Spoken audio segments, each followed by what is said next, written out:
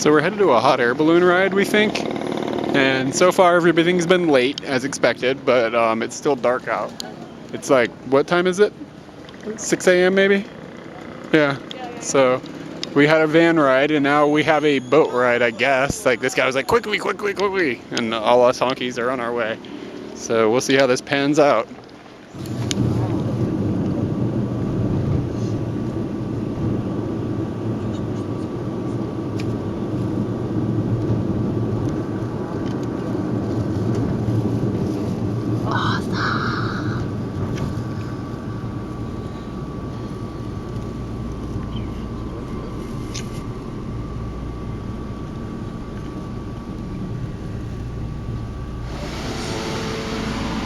From a distance, you can see the balloons like lighting up like Christmas lights. It's pretty amazing to see before the sun has come all the way up. It's just really illuminating and just like, oh, it's taken off. Vibrant. Oh my god. We are like 6 feet from this gigantic flame. It is very intense and it keeps spitting out stuff on us. I'm not sure exactly what it is, so it's hot. That balloon's over there taking off. We are still kind of at a standstill.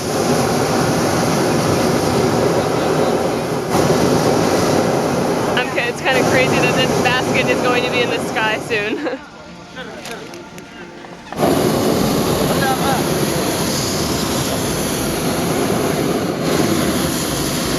We are getting ready for takeoff.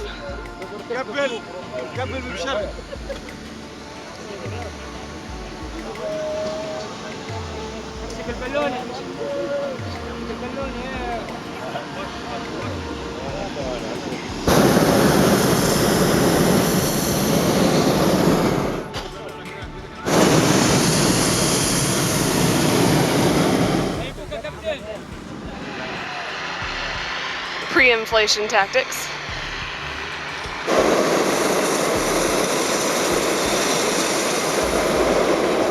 Notice that the people are getting a little bit smaller. The sun is rising over there. Tons of other hot air balloons drifting off into the air. This scenery is pretty gorgeous with all the rocks and excavations that they have going on.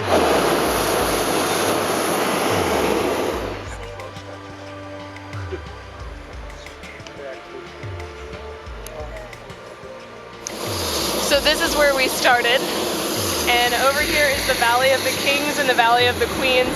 I couldn't tell you where they are exactly, but that's what it looks like from above. And then over here,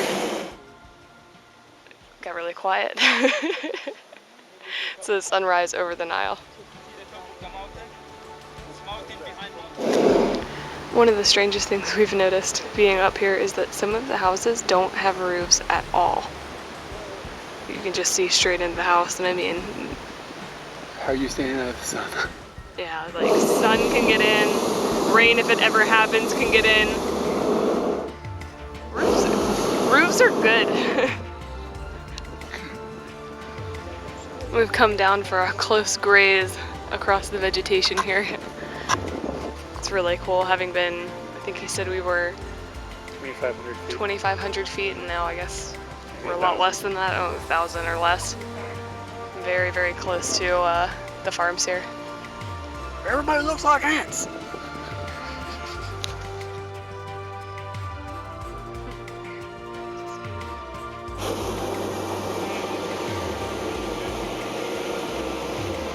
Flying up to higher altitudes and looking at the sunset over the Nile and looking over the Valley of the Kings and Queens is pretty amazing, but the highlight of the balloon ride is when he lowers you down over the town, and like Katie had just said, there's not roofs on all the houses, so you can see into the houses and you can see people, it's early in the morning obviously, you can see people waking up and you can see them in bed and they're like waving, and I mean everybody is, you'd think they would feel like invaded, but they seem pretty like friendly, and they're waving and they're smiling and laughing, and all the children are going to school and they think it's a trip that all these, you know, all these people are above them in this balloon and they're all waving and laughing.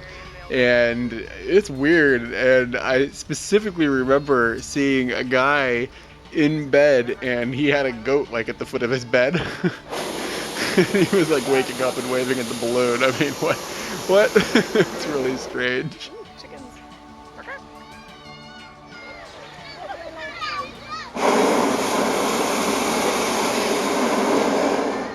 It's incredible because they're so clean as well, aren't they? The children are, you know, clean clothes. Oh, yes. But yet they look like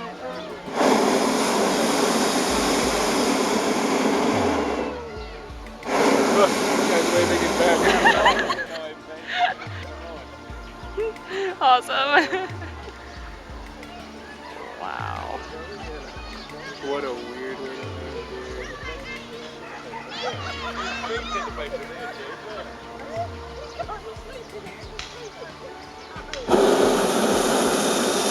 There are sheets on the roof. Oh my gosh. Next to the bed. Next to the bed. Just petting the cat dog.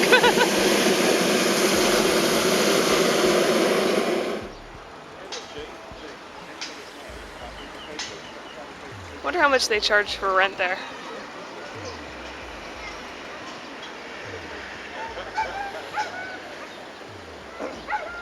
Well, that was Different. one of the most interesting things I think we've done on the entire trip. Landing.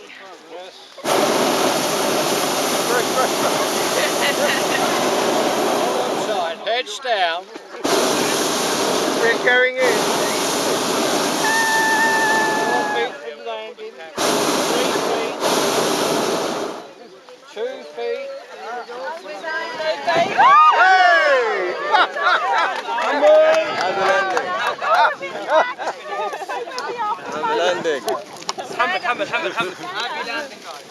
And this is the aftermath. Everyone standing on a dirt road next to a farm with a giant balloon behind them. Okay, so this is sort of like the hallway of where we are staying, and we're doing laundry right now.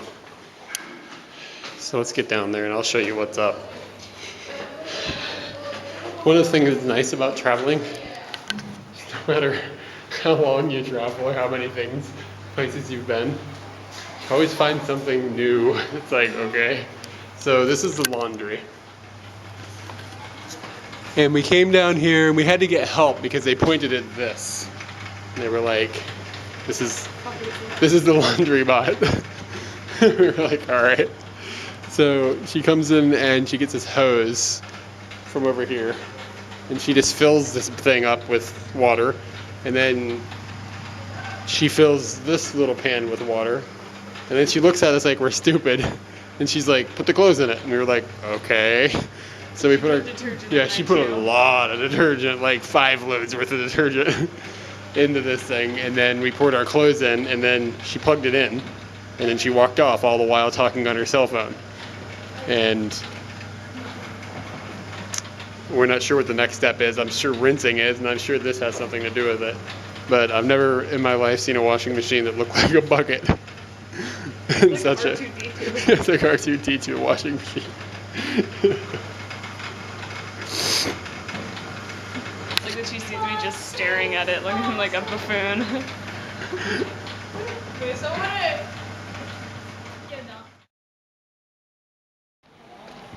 we are here at the Valley of the Queens, and we are not allowed to take our video camera in, so that really kind of sucks. I'm not sure why they don't want you to bring the video cameras in there. Don't show your friends how much fun you're having and entice them to come to Egypt. Just don't. So this is what you get to see, and that's actually one of the perks, is the area that we're in. The landscape is gorgeous. I mean, it looks like, I feel like Indiana Jones. Like, it's really cool.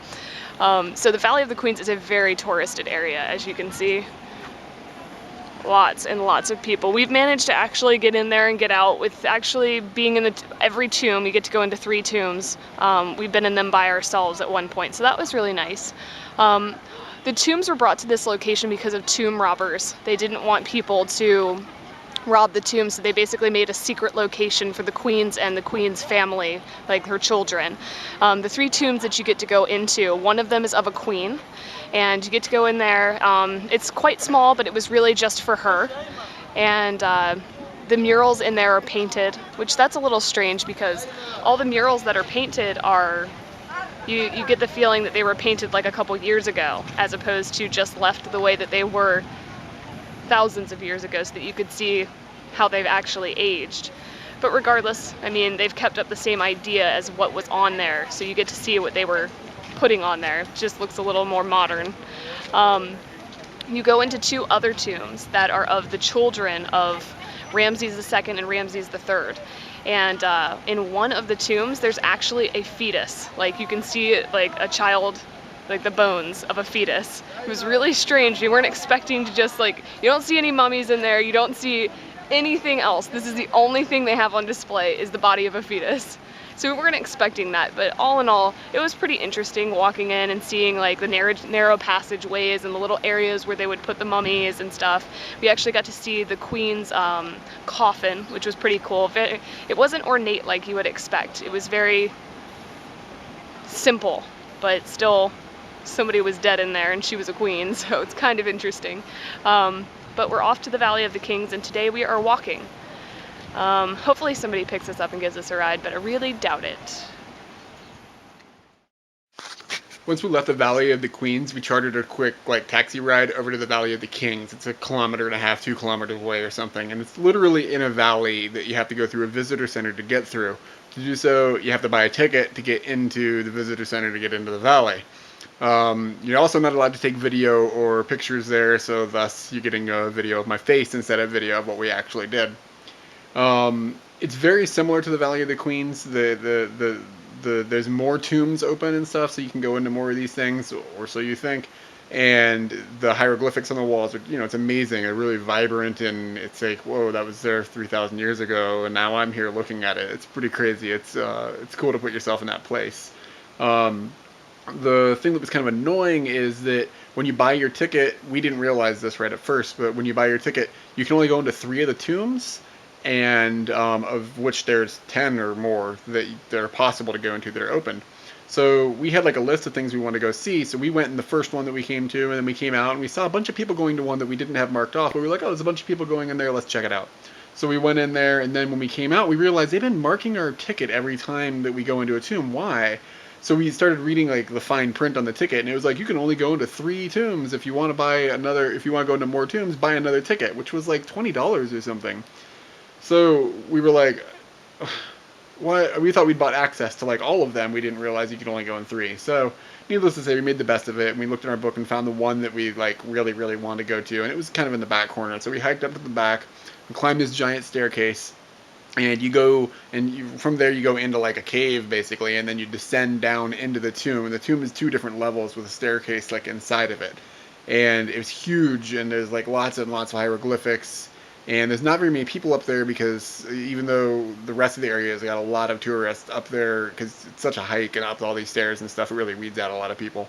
So it was kind of cool because we were like the only people in there for a little bit, except for the guards that were just kind of sitting around doing nothing.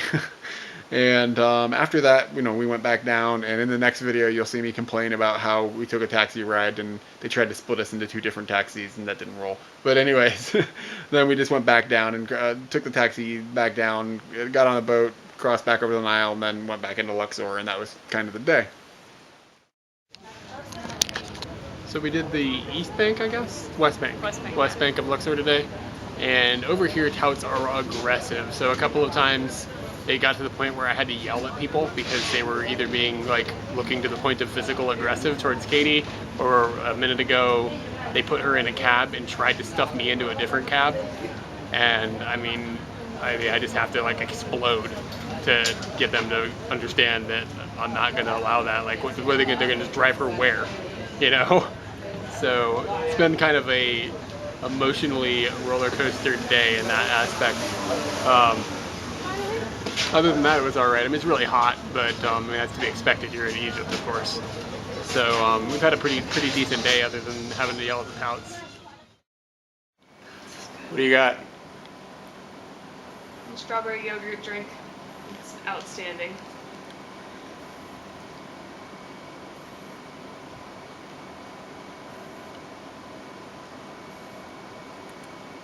This is Python.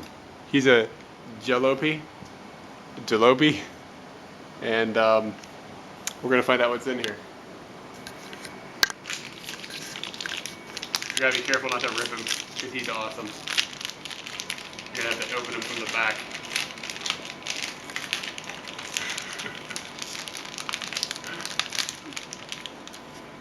Oh. Is it just a jelly snake? Yeah. It really just looks sick. Yeah, that is.